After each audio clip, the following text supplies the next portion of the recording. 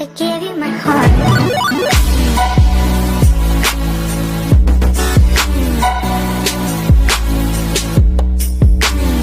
Hello friends, welcome to self study. पिछली video में जैसे हमने इसका फर्स्ट पार्ट किया था, तो अगर आपने वो वीडियो नहीं देखी तो प्लीज़ जाकर देख लीजिए, वरना आपको ये पार्ट समझ नहीं आएगा। तो आज देखते हैं क्या है इस पार्ट में। इसमें सबसे पहले कहा हुआ है the djinn rolled himself up in his dust cloak. जैसे कि पिछली वीडियो में उसने 1 मिनट मांगा था, जो कि एनिमल्स थे, 3 एनिमल्स, ओक्स, हॉर्स और डॉग, उनसे 1 मिनट मांगा था। और आगे उसको ही बताया है कि उसके बाद जो जिन था वो डस्ट क्लोक बन, मतलब कि डस्ट का एक क्लाउड बनकर वहाँ से चला गया। और कुछ ही देर जाने के बाद उसे एक कैमल दिखा, जो कि अपनी ही रिफ्लेक्शन को देख रहा था पूल के वाटर में। उसने कहा, जो जिन था उसने कहा, मेरे मेरे दोस्त, मैं ये क्या सुन रहा हूँ कि तुम कोई काम नहीं करते हो। तो और जिन उसके पास जाकर बैठ गया और अपनी चिन के नीचे ऐसे हाथ रख लिया, जैसा इस इमेज में बताया हुआ है। और उसने कहा, इसी कारण मैं तुम्हें 3 एक्स्ट्रा वर्क देता हूँ, क्योंकि तुमने मंडे मॉर्निंग से कोई काम नहीं किया है। और ऐसा कहते ही जिन अपने ही सोच में चला गया कि उसके 3 वर्क्स क्या होंगे। और कुछ ही देर बाद जो कैमल था उसने आगे से रिप्लाई दिया, हम। और जो आगे से जो जिन था उसने कहा, अगर मैं तुम्हारी जगह होता ना तो मैं इसको एक बार भी नहीं कहता, पर तुम हो जो बार बार हम्पी कहे जा रहे हो। और उसके बाद फिर से जो कैमल था उसने फिर से कह दिया हम्प। और ऐसे कहते ही उसकी पीठ पर एक बहुत बड़ा सा हम्प आ गया, जैसा कि आप इस इमेज में देख पा रहे हो। और जो जिन था उसने कहा कि जिस पीठ पर तुम्हें इतना प्राउड था, अब तुम्हारे ऐसे लेजी बिहेवियर के कारण वो पीठ के ऊपर बड़ा सा हम्प आ गया है। तो आगे से जो कैमल है वो देख लेते हैं क्या कहता है। वो कहता है कि ये मैं क्या देख रहा हूँ, मेरी पीठ के ऊपर इतना बड़ा हम्प कैसे आ गया, अब मैं इसको लेकर अपने काम करने के लिए कैसे जाऊँगा। और आगे से जो जीना वो कहता है, आज थर्सडे है और तुमने मंडे से कोई भी काम नहीं किया है, और तुम जब स्टार्ट हुआ था वर्क तब भी तुम कोई काम करने नहीं गए थे। और आगे से जो कैमल कहता है वो कह रहा है, देख लेते हैं, हाउ कैन आई। वो कह रहा है, मैं कैसा लग रहा हूँ ऐसे इतनी गंदी सी बैग के साथ।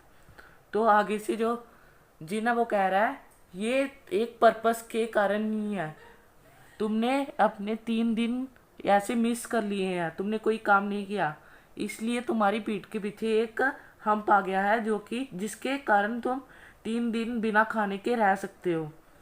और अब तुम, जो कैमल को कहता है जिन, अब तुम जो एनिमल्स है बाकी उनके पास जाओ और उनसे अच्छा बिहेवियर करो। और ऐसे कहते ही जो कैमल है वो तीनों के साथ ज्वाइन कर लेता है। और इसी दिन से जो कैमल है उसकी पीठ के पीछे एक हम्प आ गया है। और हम ये हम्प उसके हम फीलिंग हर्ट करने के लिए नहीं कहते, पर जो कैमल था उसको अभी भी पछतावा हो रहा होगा कि उसके 3 दिन मिस हो गए जब वर्ल्ड बिगिन हुआ था। तो पर उसके बाद एक कैमल के बारे में बात की हुई है कि जो कैमल है उसका अभी भी बिहेवियर अच्छा नहीं हुआ, और इतना कुछ होने के कारण भी उसका कोई भी उसमें कोई फर्क नहीं आया। तो फ्रेंड्स, इस चैप्टर में तो इतना ही था। अब हम इसके जो लास्ट कॉम्प्रिहेंशन चेक के क्वेश्चन आंसर है वो भी देख लेते हैं। तो आओ देखते हैं। तो फ्रेंड्स, इस कॉम्प्रिहेंशन चेक के सिर्फ 4 ही क्वेश्चन है, तो चलिए देखते हैं क्या है इसका फर्स्ट क्वेश्चन। इसके फर्स्ट क्वेश्चन में कहा गया है, the camel was looking at his own reflection in pool, what does it suggest to you about the camel. तो इसमें कहा है जो कैमल है वो अपनी रिफ्लेक्शन को पूल में देख रहा था।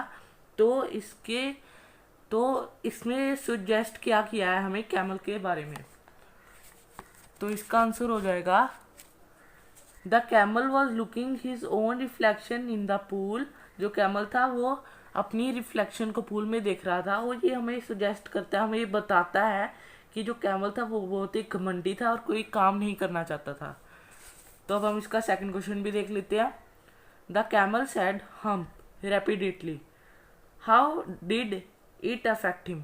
उसने कहा कि जो कैमल था वो बार बार हम्प कह रहा था, तो और उससे इसे अफेक्ट क्या हुआ, जो कैमल था उसको अफेक्ट क्या हुआ। तो इसका आंसर हो जाएगा the camel said hump repeatedly and he got hump on his back.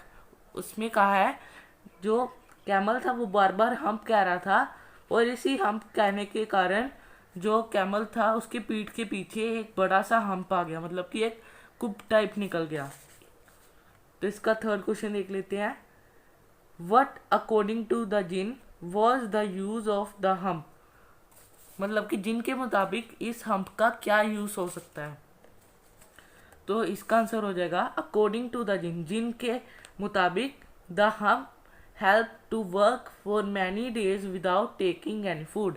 जो हम्प है वो कैमल को बहुत दिन बिना फूड लिए बिना काम करने के लिए मदद कर सकता है।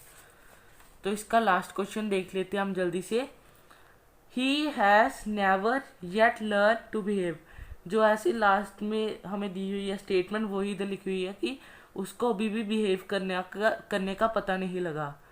In the light of this what is the writer opinion about the camel. इस लाइन में जो कैमल था, मतलब कि जो ऑथर है उसका क्या ओपिनियन है कैमल के बारे में। तो इसका आंसर हो जाएगा the writer opinion about the camel is not good. जो राइटर का ओपिनियन है कैमल के बारे में वो अच्छा नहीं है, because he has not changed himself and has not start doing work. क्योंकि जो कैमल था उसने अभी भी काम करना शुरू नहीं किया और उसके बिहेवियर में भी कोई चेंज नहीं आया। तो फ्रेंड्स, कैसी लगी आपको वीडियो? ये चैप्टर यहीं ख़त्म होता है। अगर आपको वीडियो अच्छी लगी है तो लाइक कर दीजिए, सब्सक्राइब कर दीजिए और अपने फ्रेंड्स के साथ भी शेयर कर दीजिए। तो हम नेक्स्ट वीडियो में मिलते हैं। Till then good bye.